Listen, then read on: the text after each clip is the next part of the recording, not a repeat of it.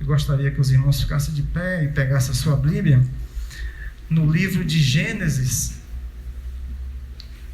O livro de Gênesis, capítulo 37.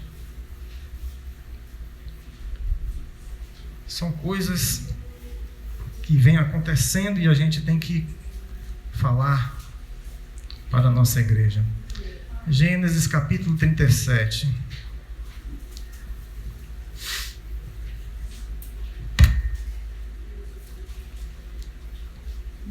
Que diz assim a sua palavra: E Jacó habitou na terra das peregrinações de seu pai, na terra de Canaã. Estas são as gerações de Jacó. Sendo José de 17 anos, apacentava ovelhas com seus irmãos. E estava este mancebo com os filhos de Bila e com os filhos de Zilpa, mulheres de seu pai. E José trazia uma má fama deles a seu pai. E Israel amava José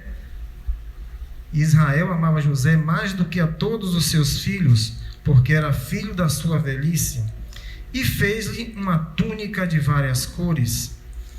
Vendo, pois, seus irmãos que seu pai o amava mais do que a todos os seus irmãos, aborreceram-no e não podiam falar com ele pacificamente. Sonhou também José um sonho que contou a seus irmãos, por isso o aborreciam ainda mais. E disse-lhes: Ouve, peço-vos este sonho que tenho sonhado. Eis que estávamos atando molhos no meio do campo, e eis que o meu molho se levantava e também ficava em pé. E eis que os vossos molhos o rodeavam e se inclinavam ao meu molho. Então lhe disseram seus irmãos: Tu, pois, deveras reinarás sobre nós? Tu deveras terás domínio sobre nós? Por isso tanto mais o aborreciam por seus sonhos e suas palavras. E sonhou ainda outro sonho, e o contou a seus irmãos, e disse: Eis que ainda sonhei um sonho, e eis que o sol e a lua e 11 estrelas se inclinavam a mim. E contando a seu pai e a seus irmãos, repreendeu o seu pai e disse-lhe: Que sonho é este que sonhaste? Porventura viremos eu e tua mãe e teus irmãos a inclinar-nos perante em ti em terra? Seus irmãos, pois, o invejavam. Seu pai, porém, guardava este negócio no seu coração. Senhor, que o Senhor abençoa a leitura da tua palavra, Pai. Em teu nome, Jesus. Amém. Podeis sentar.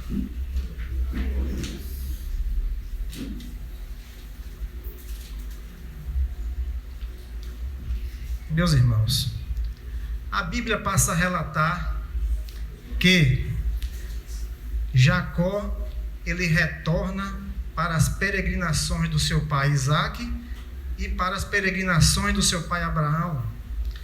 Jacó tinha fugido de Canaã porque tinha tomado as bênçãos de Esaú.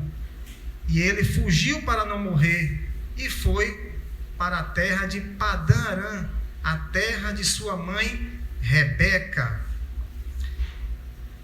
justamente para a casa do seu tio Labão. E chegando lá nesta terra, ele foi e começou a trabalhar com Labão. E Labão, tio dele, astutamente disse: por ser meu parente, você vai trabalhar de graça para mim, certamente, né? Aí Jacó disse: eu vou trabalhar 7 anos, mas não de graça. Eu trabalho 7 anos para você, por sua filha Raquel. Aí ele: gostei da conversa, 7 anos, tá bom.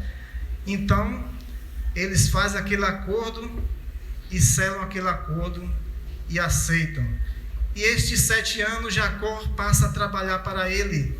E Labão começa a observar que os negócios dele começam a melhorar, os gados começam a crescer. ele começa a estar com mais dinheiro no bolso e ele observa: este Jacó tem abençoado as minhas terras, tem abençoado o meu gado, tem abençoado a minha fazenda. Eu gostei disso, mas eu só 7 anos. De repente passa os 7 anos, ele disse: agora eu vou entregar minha filha para ele, e ele vai-se embora, e eu vou perder aquela bênção. Então o que ele faz? Astutamente, ele diz: está certo, vamos fazer o casamento. Faz o casamento com Raquel, e na hora da noite de núpcias, na cabana, ele coloca a filha mais velha, Lia, e Jacó vai e passa aquela noite naquele escurinho. Quando vai ver de manhã e acorda, era Lia, e ele procura Labão: o que é que você fez comigo? Você me enganou? Labão: não, eu não te enganei. É que aqui na nossa terra não se faz assim. Primeiro se dá em casamento a mais velha, depois a mais nova. Você vai, tire a semana dessa de núpcia, e depois faremos o casamento de Raquel, e você vai trabalhar para mim mais 7 anos. Observe como era astuto Labão. Ele não queria perder aquela bênção, ele não queria perder aquele homem de Deus ali por perto dele, porque Deus abençoava ele. E Jacó passa mais 7 anos trabalhando para ele. E depois disso, depois desses 7 anos, Jacó: agora vamos ter uma conversa, né? Eu trabalhei para você 14 anos de graça pelas suas filhas. Agora eu quero trabalhar pela minha casa, quero trabalhar pela minha fazenda. E eles conversam e entram em um acordo que a partir daquele momento, quando nascesse um dos filhotes do gado e fosse de uma determinada cor, ou malhado, ou branco, seria de Jacó. E Jacó começa a tomar todo o gado dele. Deus começa a olhar para Jacó e ver que Jacó esse ano todo foi explorado, e agora é hora de tomar toda a fazenda de Labão, e começa a ser entregue nas mãos de Jacó. E depois que ele começa a tomar todo aquele gado de Labão, ele sente que Labão está com os olhares meio estranhos para o lado dele, um olhar meio sombrio. Ele disse: está na hora de partir. E ele simplesmente arruma suas malas e vai embora. Então, pelas nossas contas, ele levou pelo menos 20 anos em Padã Arã, e agora ele volta para as suas terras, as terras das peregrinações de seu pai e seu avô. E a Bíblia passa a relatar no verso 2 que, sendo José da idade de 17 anos, apacentava ovelhas com seus irmãos, e estava mancebo com os filhos de Bila. Quem eram os filhos de Bila? Dan e Naphtali. E com os filhos de Zilpa, que era Gade e Asser. E José trazia má fama daqueles irmãos para seu pai. José estava se tornando o fofoqueiro, aquele que entregava seus irmãos a seu pai. Tudo de errado que eles faziam, José vinha entregar para seu pai. José passou a ser os olhos do pai no meio dos seus irmãos. Ele estava ali entregando, falando a seu pai as coisas que aconteceu. A Bíblia relata apenas que ele falava dos filhos das concubinas, mas ele poderia falar também dos outros. Aqui não está relatado, é uma suposição. Ele poderia também estar falando dos outros irmãos para seu pai. E ele começa a criar um problema entre os seus irmãos. Ele começa a ser malquisto pelos seus irmãos. Nos dias de hoje, nós diríamos, o povo fala muito que é o X9, né? O povo usa essa temática, o X9 que mora no bairro, aquele que vendo aquele seu bairro tomado conta pela malandragem, e ele querendo se livrar daquilo, tirar aquele mal do seu meio, ele passa a dar informações para a polícia. Ele passa a ligar para a polícia, a informar o que é que está acontecendo ali, o que está fazendo, quem está fazendo. E a polícia começa a se aproximar daquele lugar, diante daquelas informações, e começa a fazer aquela limpeza. No caso de José, ele era um informante abertamente. e por isso ele ia sofrer consequências por causa disso. Ele era informante abertamente. E assim também aqueles que acontecem de ser informante dentro de um bairro abertamente para a polícia estão correndo um certo risco de vida.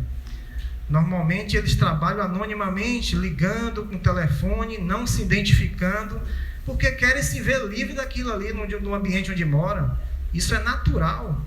Ninguém quer aquelas coisas no seu bairro, ninguém quer aquilo. E eles passam a fazer isso. Mas muitos deles começam a fazer isso abertamente também. Começam a entrar no meio, circular no meio da polícia e só acaba mal. Só acaba mal, porque quem está fazendo o que é errado não gosta de ser corrigido, não gosta de ser chamado a atenção, não gosta de ser prejudicado. E era isso que estava acontecendo com José. José estava sendo o informante do pai, o delator dos irmãos. No verso 3, a Bíblia fala que Israel amava José a mais do que a todos os seus filhos, porque era filho de sua velhice, e fez uma túnica de várias cores. Aqui já começa o problema familiar. É o pai ou a mãe que escolhe um filho para ser o xodó. Aquele é o meu xodó, é aquele que eu quero, aquele que eu amo, aquele que eu faço as vontades, aquele que eu faço as coisas, em detrimento dos outros. E isso também cria um problema e uma confusão dentro da sua casa, porque os outros começam a perceber, os outros começam a observar e começa a entrar aquele clima de ciúme e de inveja tomando posse daquela casa e daquelas pessoas. Foi o que começou a acontecer aqui na família de Jacó. Jacó o escolheu, e ele deve ter visto alguma coisa sobrenatural. Ele deve ter visto o poder de Deus agindo naquele cidadão, naquele filho dele, José.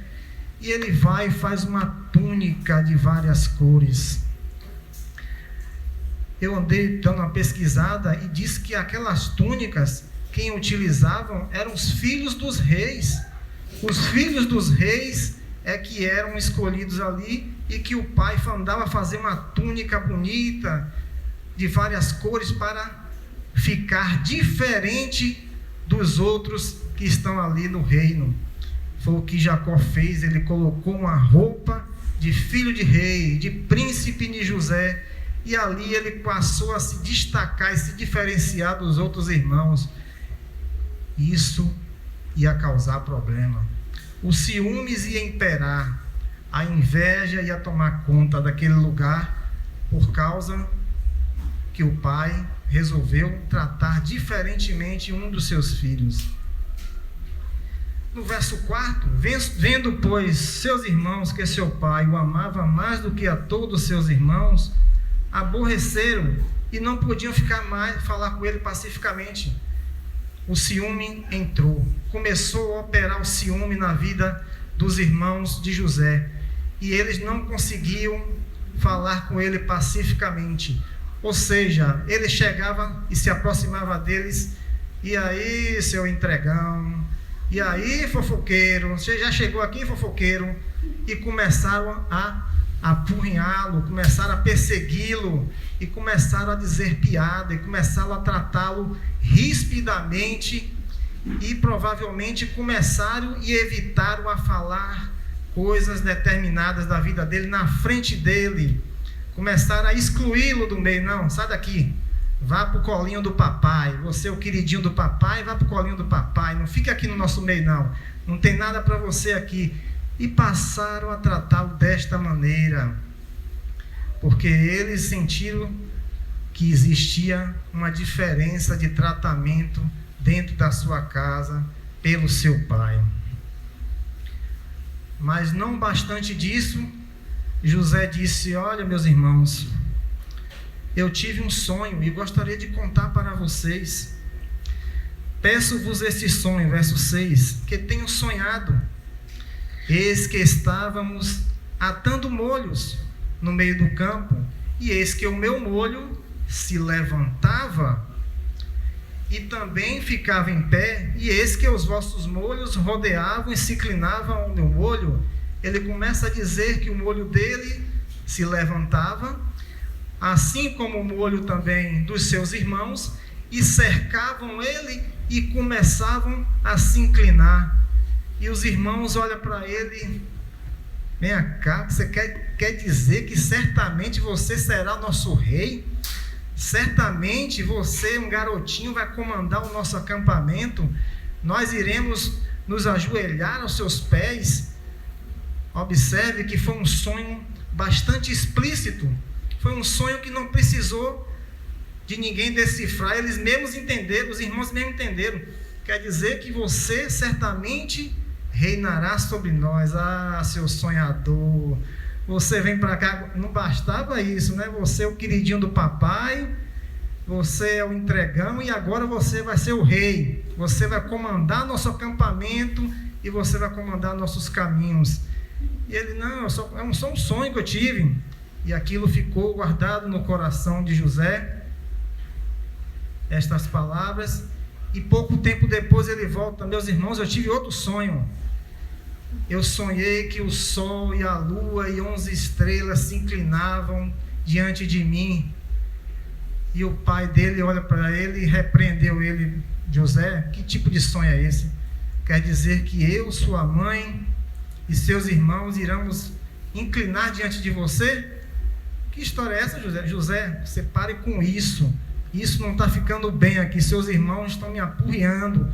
Seus irmãos estão enchendo meus ouvidos aqui de que você é diferente, você trata não sei o quê, e você ainda vem com essa conversa de que vai ser rei, que vai governar, que vai...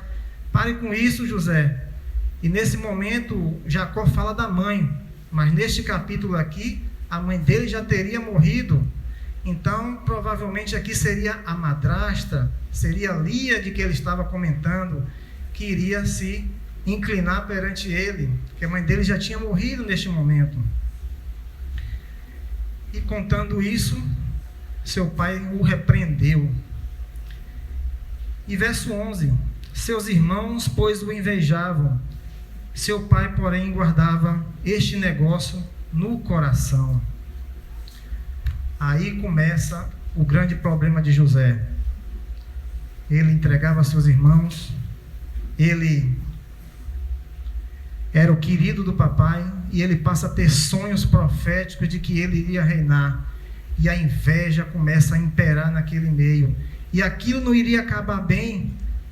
10 irmãos se unindo para combater contra ele, invejando o tratamento que ele tinha. Isso acontece muito. Isso acontece no trabalho da gente. Nós estamos no trabalho, galgamos algum cargo ali, ficamos superior a algumas pessoas ali, e a inveja começa a imperar. Pessoas começam a fazer fofoca de vocês, começam a colocar uma pedrinha de tropeço para atrapalhar aquele cargo que você recebeu, querendo te derrubar para tomar aquela sua posição. Isso acontece muito. Às vezes na sua própria rua tem vizinhos que te odeiam. Você nunca fez nada para aquele vizinho, mas eles te olham com a boca torta, torcendo a boca para você. Você nunca fez nada para ele, mas eles te odeiam de graça, invejando alguma coisa que você tenha, a sua casa, se você tem o seu carro, invejando a sua família, os seus filhos. Uma inveja que termina corroendo o coração da pessoa. Isso traz tanto mal na vida da pessoa. Isso vai te trazer problemas de saúde lá na frente, por você estar corroído de ciúmes, corroído de inveja. Isso não faz bem ao teu coração. Isso é um problema seríssimo. E muitas pessoas têm esse problema, muitas pessoas sofrem com isso. A inveja. Eu, particularmente, não tenho esse problema de invejar pessoas. Eu gosto de olhar, aquela pessoa ali foi, se deu bem, estudou, batalhou, conquistou. O que é que eu faço? Eu disse, eu vou fazer, eu vou estudar, vou batalhar, eu vou conquistar. Mas eu não quero aquilo que é dele. Eu não estou de olho naquilo que é dele. Eu quero fazer algo para mim, para a minha casa, para a minha família. Amém. Não tenho esse problema, nunca tive. Nunca tive. Mas na minha casa, com 4 irmãos, eu sendo o mais velho, depois tinha uma irmã que vinha logo de mim, era a segunda mais velha, o meu irmão mais novo e minha irmã mais nova. Como eu mais velho e meu pai tinha um comércio, um bar, eu não tenho nenhum orgulho de ter trabalhado no bar há muito tempo, mas foi o sustento da casa por muitos anos, foi um bar. Era isso que ele sabia, era isso que ele trabalhava, foi isso que ele aprendeu, ele trabalhou muito tempo nisso e aquilo, sustentava a casa. E desde que eu me entendo por gente, 6, 7 anos, eu já estava ali, ajudando, trabalhando, fazendo as coisas, e tudo ali. E só saí de lá com 28 anos de idade. Mas eu sempre estava ali. E aquilo, meu pai tinha um barzinho, tomava conta, e eu ajudava. Minha mãe do lado também tinha um pequeno comércio de armarinho e papelaria, e essa outra irmã mais velha ajudava. E aquilo criou um problema, porque os irmãos mais novos ciumavam disso, ciumavam dessa aproximação que nós tínhamos do pai e da mãe. E isso eles levaram isso para a vida toda. Por toda a vida eles ainda têm aquele resquício de ciúme, porque meu pai tinha uma certa afinidade comigo, porque eu ajudava.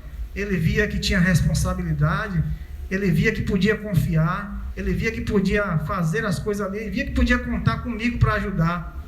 Então tinha uma afinidade, nós tínhamos uma afinidade. A mesma coisa minha mãe com a outra mais velha tinham uma certa afinidade. E os menores ciumavam disso, coisa que eu nunca senti ciúmes deles pela presença de meu pai, a presença de minha mãe. Nunca houve ciúmes disso. E olha que meu pai era um cara rústico, ele não abraçava filhos, ele não beijava filhos, ele era na dele, era uma pessoa ótima, mas ele não era a pessoa carinhosa, de agradar, de beijar, e eles ciumavam pela aproximação e achavam que nós tínhamos um tratamento diferenciado, esse tratamento que eu não percebia.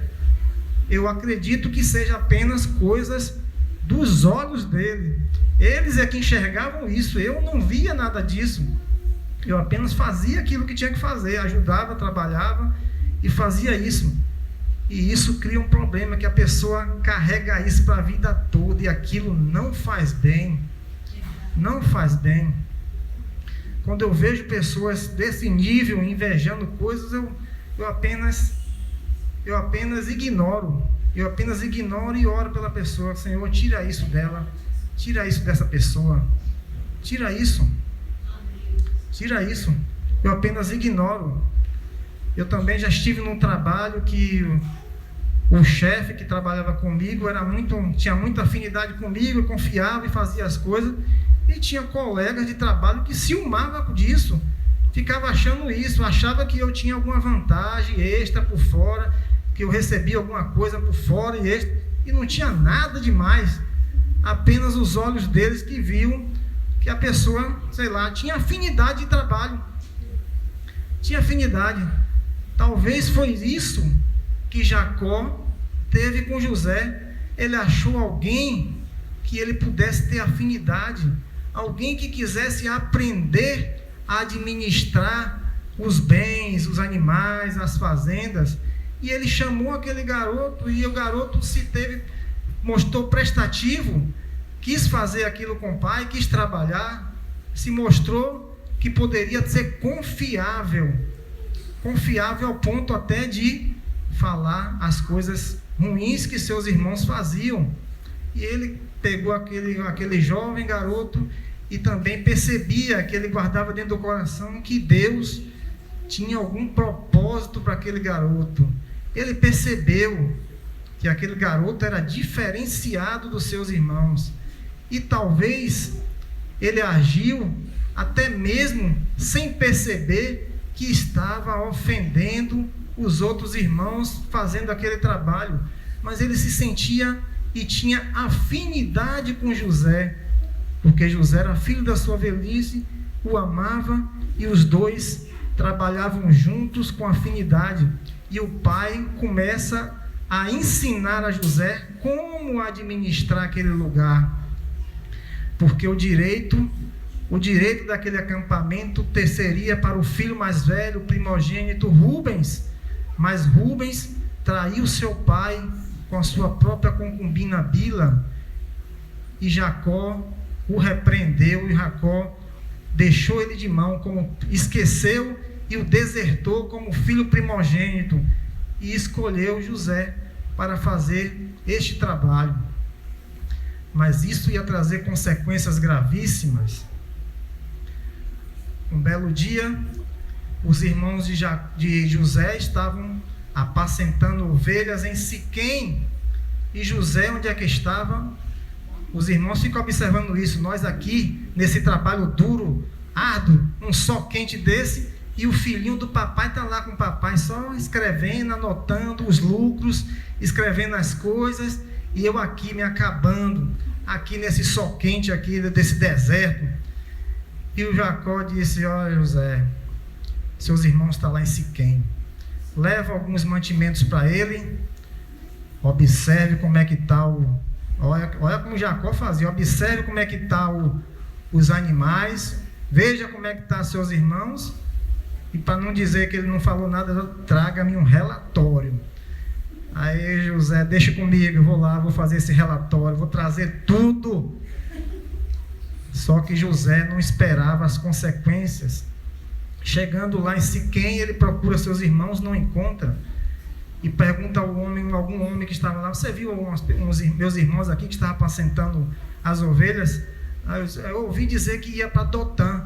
Então ele segue para Dotã, e chegando a uma certa distância, aqueles irmãos olham e dizem: vem ele, olha quem vem ali, o sonhador, fofoqueiro mó, é agora papai não está aqui não, nós estamos no deserto e papai não está aqui não, vamos matar esse moleque, vamos matar. Aí começaram a se juntar e vamos matar ele. Aí peraí, matar já é uma coisa muito excessiva, né? Alguns irmãos não queriam, como Rubem, não queriam, como Judá também não, matar não. E os outros estavam afim mesmo de matar, vamos acabar com ele. Aí o que é que vai ser daquele sonho dele? Os sonhos dele vão morrer com ele.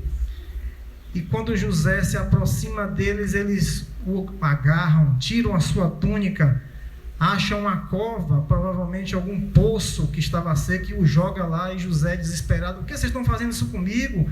Vocês querem, por que vocês me jogaram aqui?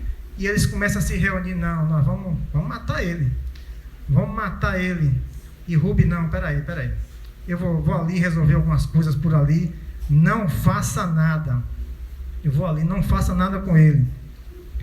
E Rubem sai, e naquele momento a conversa continuava: a gente vai matar. Aí Judá: não façamos isso não, ele é nosso irmão, não coloque a culpa do sangue dele em nossas mãos. E de repente Judá vê uma companhia de ismaelitas chegando, e quando aquela companhia de ismaelitas está se aproximando, ele tem uma ideia: vem cá, em vez de matar ele, por que a gente não vende ele para aquela companhia de escravos? Aí o nosso sangue não fica sobre ele, ou seja, nosso pecado fica menorzinho o nosso pecado, e pega e vende aquele garoto por 20 moedas de pratas. E o que é que acontecia com os escravos? Escravo ia para trabalhos forçados e pesados. Dificilmente um escravo chegaria à velhice. Eles o mandaram e condenaram à morte também, mas não queria que a morte e o sangue dele estivesse sobre as mãos dele, mas que ele morresse por lá em algum lugar, trabalhando forçadamente. Os escravos trabalhavam muito, e na hora de comer era aquela porçãozinha pequena de comida, e com o tempo eles não aguentavam e terminavam morrendo de doenças. José é levado para o Egito, e Potifar, o chefe da guarda de José, o compra da mão dos ismaelitas e leva para a sua casa. E ele passa a trabalhar na casa de Potifar. E Potifar começa a observar algumas coisas. O Potifar, esse mês sobrou dinheiro na minha conta corrente do banco. Começou a sobrar dinheiro. E a conta começou a engrossar. Ele começou a ficar com dinheiro, começou a ficar com posse. Ele disse, depois que esse garoto chegou aqui, eu comecei a ficar rico. Acho que Deus está trabalhando na vida desse rapaz. Eu gostei dele. E quando ele começa a observar, ele coloca José na frente, no comando da sua casa, sobre tudo, a sua casa e as suas fazendas. E José passa a administrar aquilo tudo, e Potifar não se preocupava com nada, e José tomava conta de tudo, e ele prosperava, enriquecia, e começava a ter dinheiro, e José comandando tudo. E eu digo, meus irmãos, José não estava no cárcere, José não estava preso com grilhões, ele era o administrador, ele tinha toda a liberdade de andar pela cidade, tinha toda a liberdade de ir nas fazendas. E por que José não foi embora? Será que José não teve a oportunidade? Eu sou administrador, eu ando por todos os lugares, eu vou na fazenda dele, chego lá, pego um cavalo daquele, selo e vou-me embora para minha casa. Será que ele não teve várias oportunidades de ir embora? Eu estou aqui nesse lugar, eu estou como escravo, estou longe da minha casa, da minha família, sinto falta do meu pai, sinto falta dos meus irmãos, e eu tenho aqui a oportunidade de ir embora. Será que isso não passou pela mente dele várias vezes? Mas José suportou tudo aquilo ali, ele suportou e ficou ali. Eu disse, eu estou nesse lugar, longe da minha casa, eu estou sofrendo, eu estou passando por dificuldade, mas eu ainda não ouvi o que é que Deus tem para mim. Eu ainda não ouvi Deus me dizer o que é que Ele está preparando para mim. E ele ficou ali, e ele respeitou a vontade de Deus. Se eu fui mandado para cá, para essa luta, para passar por tudo isso, é porque isso é projeto de Deus. Eu vou aguardar e esperar o que é que Deus vai fazer na minha vida. Ele teve a chance de ir embora, ele não foi, e ficou naquela casa. E depois de um certo tempo, a mulher de Potifar começa a assediá-lo, e começa a cercá-lo para um canto, cercá-lo para o outro, querendo, como diria, ficar com ele. Quer ficar com ele, quero ficar com você, e apertava ele para um lado, e ele se desviando, fugindo daquela tentação. Ele também poderia ter entrado nessa tentação. Ele estava sob o comando da guarda, ele estava sob o comando da casa, ele poderia ter participado disso, mas algo dentro dele, o Espírito de Deus que estava nele, o impedia de fazer tal coisa, e ele foi se esquivando e fugindo daquele problema, até um certo dia que ela o encontrou sozinho na casa, e tentou agarrá-lo, e ele saiu correndo, e ela puxou as suas roupas, e ficou com as roupas dele na mão, e ela pensou, olha, eu já cansei de me humilhar para esse escravo, chega, se ele não quer, eu vou mandar executar ele. E fez um escândalo e gritou para todo mundo que estava lá por fora da casa. E o servo do Potifar entraram. O que foi que aconteceu?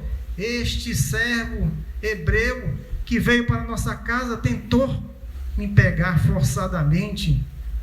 E aqueles servos o seguram e esperam a presença de Potifar. E Potifar chega e acredita em quem? Vai acreditar na esposa dele ou vai acreditar no escravo? Ele certamente acreditou na esposa, porque devidamente ele conhecia muito pouco a sua mulher. Acho que ele passava muito tempo fora de casa e não conhecia muito bem a sua mulher. Não entendia como é que ela fazia, não entendia como ela vivia naquele lugar.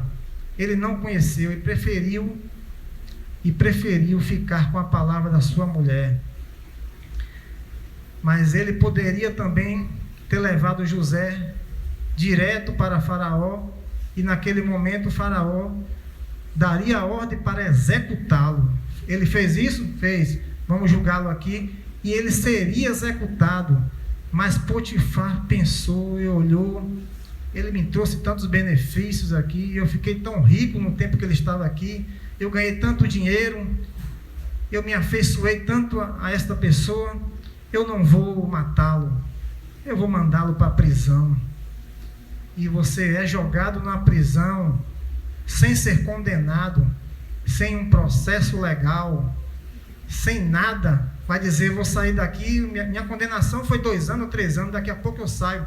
Não, ele foi enviado para uma prisão perpétua, ele foi condenado a uma prisão perpétua, ele jamais sairia daquele lugar, ele jamais sairia se Deus não tivesse na vida dele. Ele passa a estar naquela cadeia, naquela prisão, e naquela cadeia, naquela prisão, ele começa a se destacar entre os presos, e o carcereiro daquela cadeia, o carcereiro-chefe, começa a colocá-lo para ajudá-lo, para trabalhar, e percebe que as coisas começam a fluir na cadeia. Olha, aqui não tem mais briga, não tem mais motim, não tem mais ninguém reclamando, as coisas aqui estão mais sossegadas, mais suaves, está melhor aqui. Deixou, entregou tudo nas mãos dele. José, tomando conta daquela cadeia, tudo estava nas mãos dele, as chaves das cadeias também não estavam nas mãos dele. Ele não poderia também, naquele lugar, na cadeia, naquele sofrimento, abrir a chave da cadeia e ir embora e fugir. Ele não poderia ter feito isso. Ele também deve ter tido muitas oportunidades que o homem entregou tudo nas mãos dele e saía para resolver seus problemas e deixava a cadeia na mão dele. Ele teve todas as condições possíveis para também abrir uma cela daquela e ir embora, mas ele resistiu e ele permaneceu ali em meio àquele sofrimento, aquela dificuldade, porque cadeia não é lugar de Deus, não. Cadeia é um negócio horroroso, é uma coisa horrível. Aquilo não é de Deus, não. Aquilo é sofrimento puro.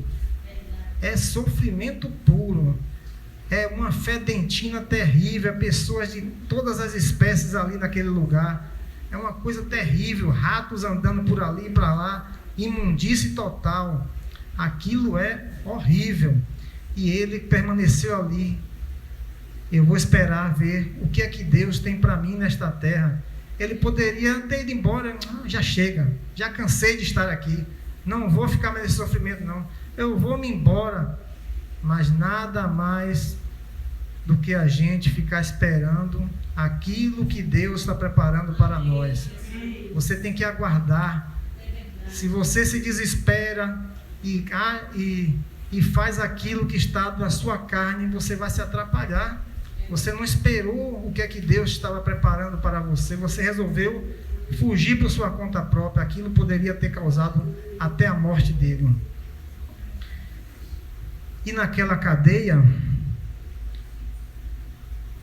o faraó, certo dia, manda para soltar aquela cadeia o copeiro e o padeiro.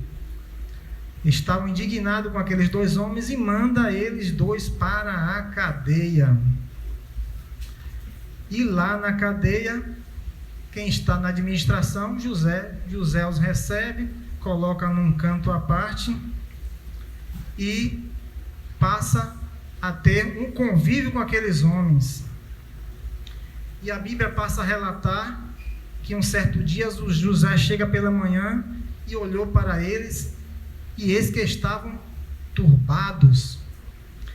Então perguntou aos eunucos de Faraó, que com ele estavam no cárcere da casa do seu senhor, dizendo: por que estão hoje tristes os vossos semblantes? Apesar de estar na cadeia, José vivia alegre e sorridente, e ele notou alguém que estava triste. Ora, a cadeia é lugar de tristeza mesmo. E ele, alegre e sorridente, notou aqueles homens tristes. Por que vocês estão tristes? Gênesis 48. E eles disseram: temos sonhado um sonho, e ninguém há que o interprete. E José disse-lhes: não são de Deus a interpretação? As interpretações? Contai-me, peço-vos. Então contou o copeiro Mó o seu sonho a José, e disse-lhe: eis que meu sonho havia uma vide diante da minha face, e na vide 3 sarmentos, e estava como brotando a sua flor, saía, os seus cachos amadureciam em uvas, e o copo de Faraó estava na minha mão, e eu tomava suas uvas e espremia no copo de Faraó, e dava o copo na mão de Faraó. Então disse-lhe José: esta é a sua interpretação. Os 3 sarmentos são 3 dias.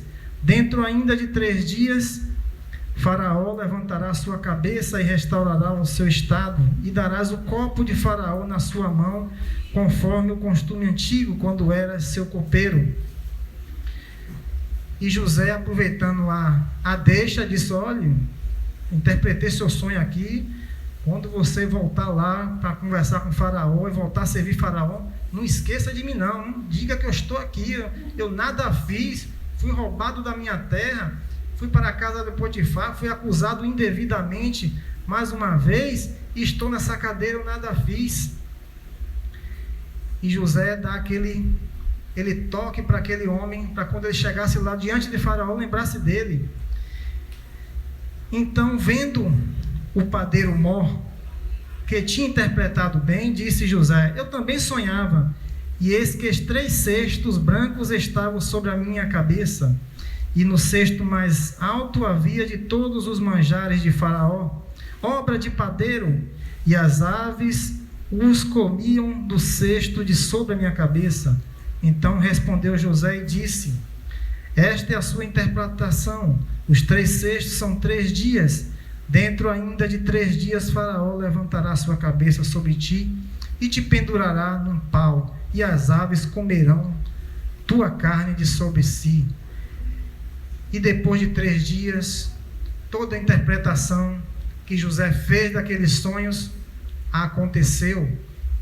O copeiro voltou a servir vinho na mão de Faraó, e o padeiro foi enforcado. José começa nesse momento a apresentar um dom que ainda não tinha sido mostrado aqui na Bíblia, é o dom de interpretação de sonhos. Ele começa a interpretar sonhos, e aquilo é que ia levá-lo a sair daquela cadeia, que ia levá-lo do seu cárcere, porque depois disso, em Gênesis 41, o Faraó teve um sonho. E o Faraó passa a relatar: e eis que subiam no rio 7 vacas formosas, avistas e gordas de carne, e pastavam no prado. E eis que subiam do rio após elas outras 7 vacas, feias, avistas e magras de carne, e paravam junto às outras vacas na praia do rio. E as vacas feias, avistas e magras de carne comiam as 7 vacas formosas, avistas e gordas. Então acordou Faraó, depois dormiu e sonhou outra vez, e eis que brotavam do mesmo pé 7 espigas cheias e boas, e eis que as 7 espigas miúdas e queimadas do vento oriental brotavam após elas, e as espigas miúdas devoravam as 7 espigas grandes e cheias. Então acordou Faraó, e eis que era um sonho, e esse sonho passa a perturbar o espírito de Faraó. Este sonho passa a ficar o tempo todo em sua mente, em sua cabeça, e ele começa a chamar os magos, os adivinhadores, os feiticeiros do reino, e todos chegavam diante deles e ninguém conseguia dar uma interpretação adequada para aquele sonho que ele estava, e ele se tornou aquilo uma perturbação na vida dele. E aquele copeiro, servindo o Faraó todos os dias, começou a perceber o que estava acontecendo com Faraó, e passou a perguntar o que foi que houve. E Faraó também relatou para ele, e ele disse: meu senhor e rei, quando eu estava preso lá no cárcere, que vossa excelência mandou a mim e o copeiro para lá nós conhecemos um hebreu que estava na cadeia, que era servo do carcereiro, e lá nós dois tivemos um sonho, e falamos para ele, e ele interpretou os nossos sonhos, e assim como ele interpretou, aconteceu. E Faraó, pronto, vá buscá-lo imediatamente. Eu preciso de alguém que interprete o meu sonho. Nem que seja um escravo, manda trazer. Que os homens que eu pago aqui, o salário todo mês, não conseguiram, chama o escravo. E eles mandam buscar José. Manda dar um banho nele, fazer a barba, cortar seus cabelos, coloca uma roupa limpa e nova para chegar na presença do rei, na presença de Faraó. E Faraó passa a relatar a José aquilo que tinha ocorrido, falava sobre os sonhos. Então disse José a Faraó: o sonho de Faraó é um só. O que Deus há de fazer, notificou a Faraó.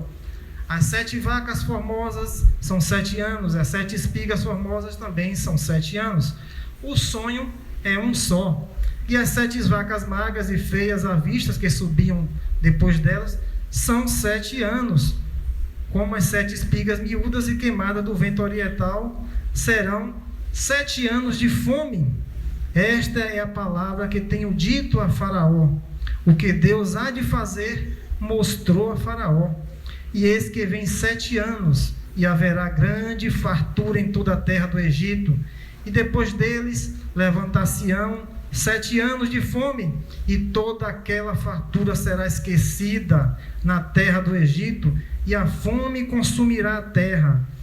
E não será conhecida abundância na terra por causa daquela fome que haverá depois, porquanto será gravíssima. E que o sonho foi duplicado 2 vezes a Faraó, é porque esta coisa é determinada de Deus, e Deus se apressa a fazê-la. Portanto, Faraó se proveja agora de um varão entendido e sábio, e o ponha sobre a terra do Egito. Faça isso, Faraó, e ponha governadores sobre a terra, e tome a 5ª parte da terra do Egito, nos 7 anos de fartura, e ajunte toda a comida destes bons anos que vem, e amontoe trigo debaixo da mão de Faraó, para mantimento nas cidades, e o guardem. Assim será o mantimento para provimento da terra, para os 7 anos de fome que haverá na terra do Egito, para que a terra não pereça de fome. E esta palavra foi boa aos olhos de Faraó, e aos olhos de todos os servos. José vem e fala aquele sonho para ele, interpreta os seus sonhos, ainda diz a ele o que ele deve fazer. O sonho vai acontecer assim: serão 7 anos de fome, 7 anos de fartura e 7 anos de fome. Portanto, você deve colocar governadores. Olha, que era um cargo que nem existia no Egito. Deus fez abrir um cargo para ele dentro do Egito que não existia, só existia o Faraó. E agora ele abre um cargo de governador para ele.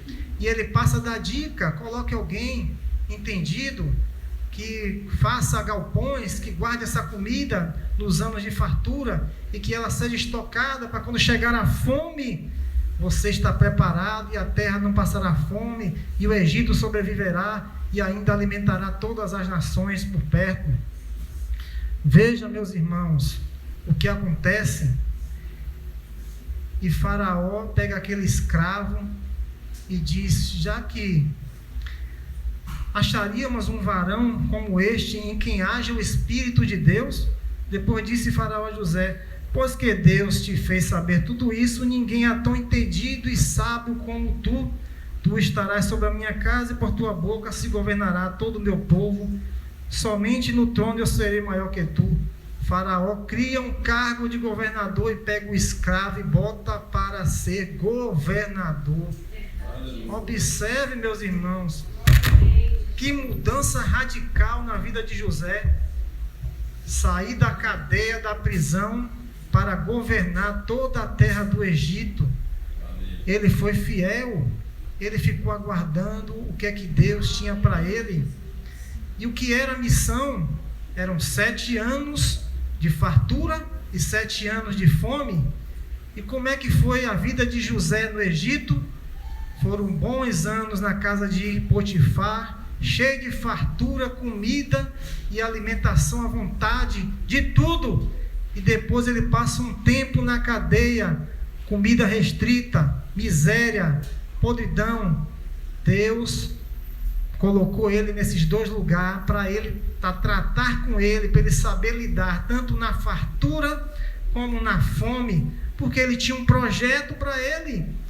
Vou deixar você aprender o que é fartura e o que é fome, porque você vai ver isso quando for governador do Egito. Você vai passar 7 anos comandando aquele lugar com fartura, mas depois virão 7 anos de fome, e você terá que aprender aquilo ali para poder lidar com essa situação. Aquilo foi uma preparação de Deus. Talvez nós olhamos, aquilo foi sofrimento, mas Deus preparou ele.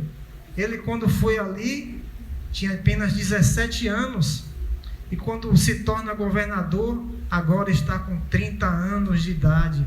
Ele passa a governar aquela terra com 30 anos de idade. Mas a Bíblia também relata que ele viveu 110 anos. Ele teve outros 80 anos de paz, de sossego, de harmonia naquela terra. Muito mais do que aquele pequeno, eu vou dizer pequeno, eu não queria estar nesse sofrimento não, mas aqueles 13 anos de sofrimento ali dentro do Egito, de escravidão. Ele tem depois disso 80 anos de galardão de Deus, comandando aquela terra do Egito. Aleluia.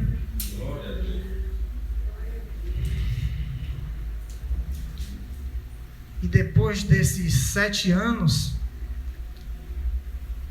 José assume como governador.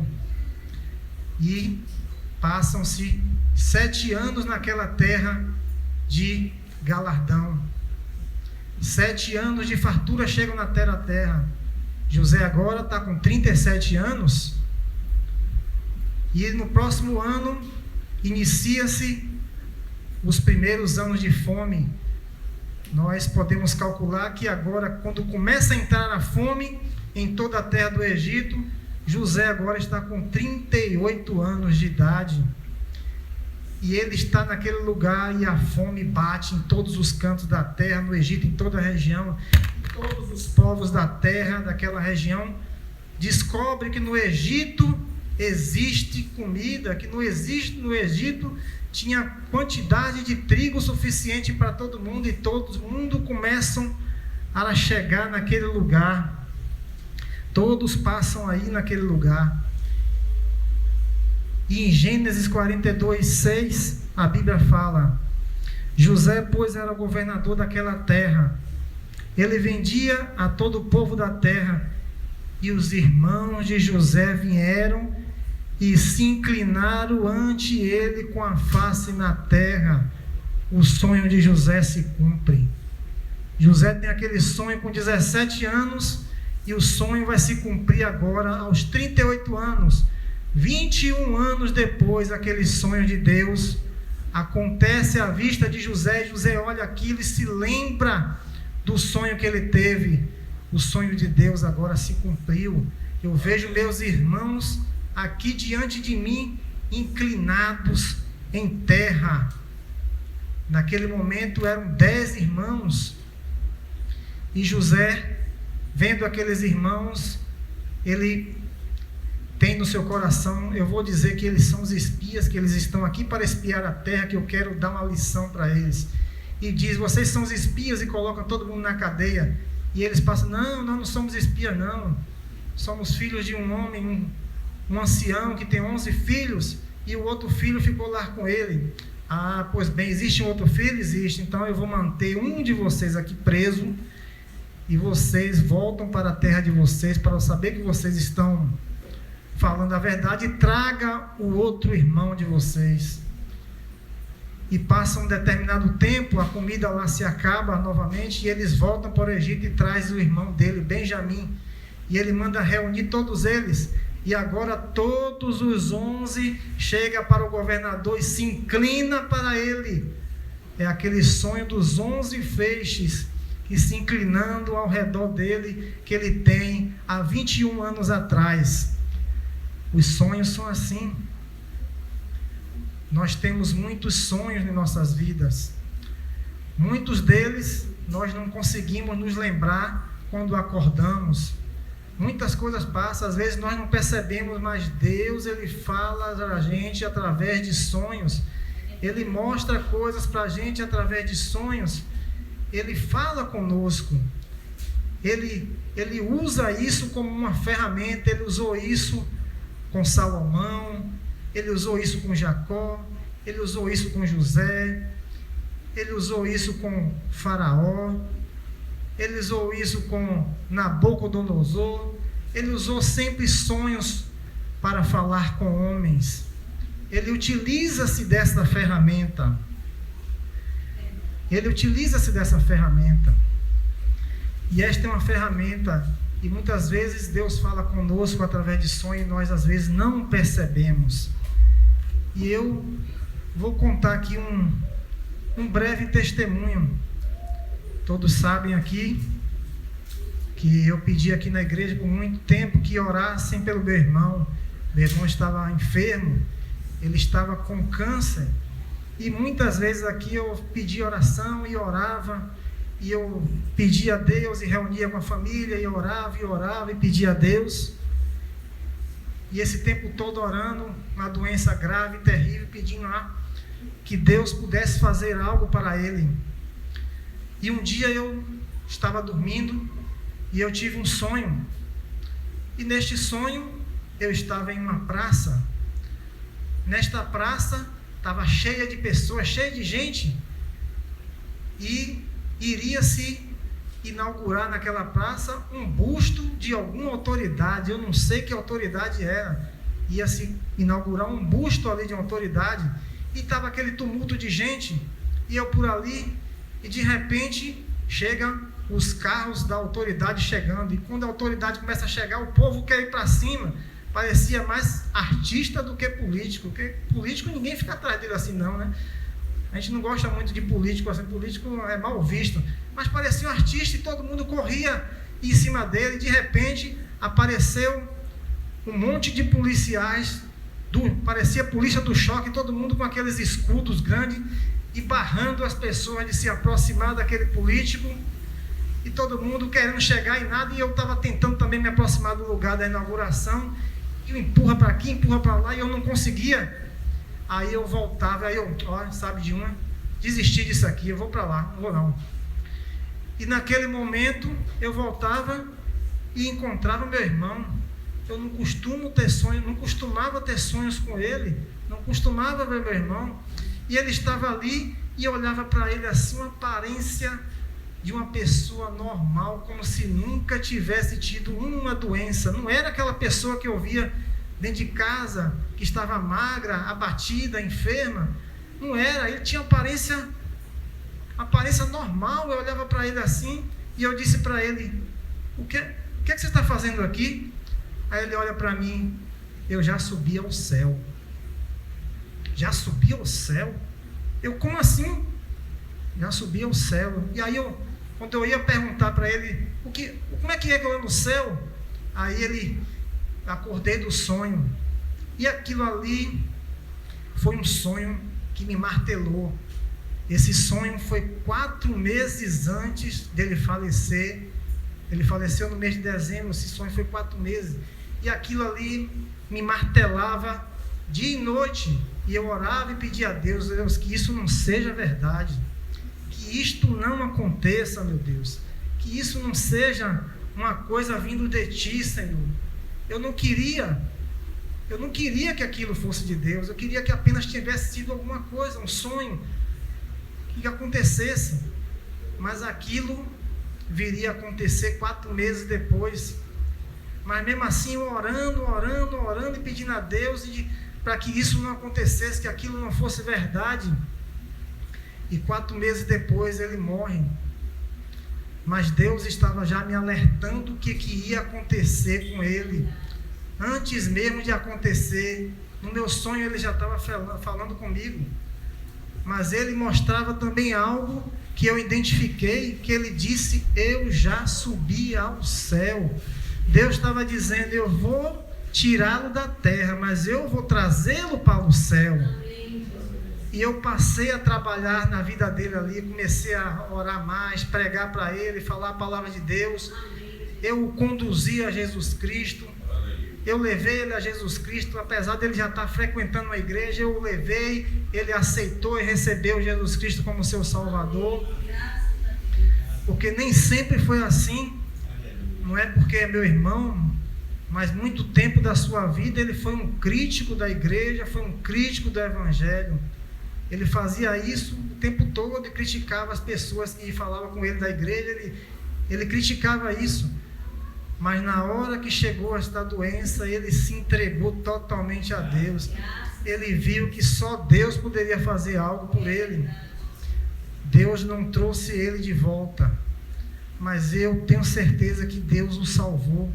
E Deus me avisou antes mesmo de acontecer. Mas pense que isso é um tormento para a vida de uma pessoa. Você não sabia que isso ia ser verdade, mas aquilo te atormenta na sua mente, aquele sonho. Eu falei com minha irmã, ela disse, que nada, isso é só um sonho. Comentei com o pastor Messias também. E no dia que ele faleceu, eu coloquei no grupo da igreja, o pastor disse, quando você botou aquilo no grupo, eu me lembrei do seu sonho, do sonho que você teve. Aquilo aconteceu e aquilo me martelava dia e noite, eu querendo que aquilo não fosse verdade, que aquilo não, isso não é bom. E eu cansava de orar e chorava com aquilo ali e pedia a Deus que isso não seja verdade. Tantas coisas, Senhor, que você poderia ter colocado no meu sonho, mas logo algo dessa natureza, e aquilo foi pesado, aquilo foi puxado. Até hoje ainda é. Até hoje não é, porque eu nunca tive assim e nunca me lembrei de ter tido um sonho que fosse acontecer. Ter um sonho que algo pudesse acontecer, eu não me lembro, mas isso são consequências da vida espiritual que eu comecei a tomar de uns 2 anos para cá. A diferença da vida espiritual que você começa a mudar, as coisas começam a acontecer, o trabalho de Deus começa a mudar na sua vida. Amém. Aleluia. Vamos ficar de pé, meus irmãos.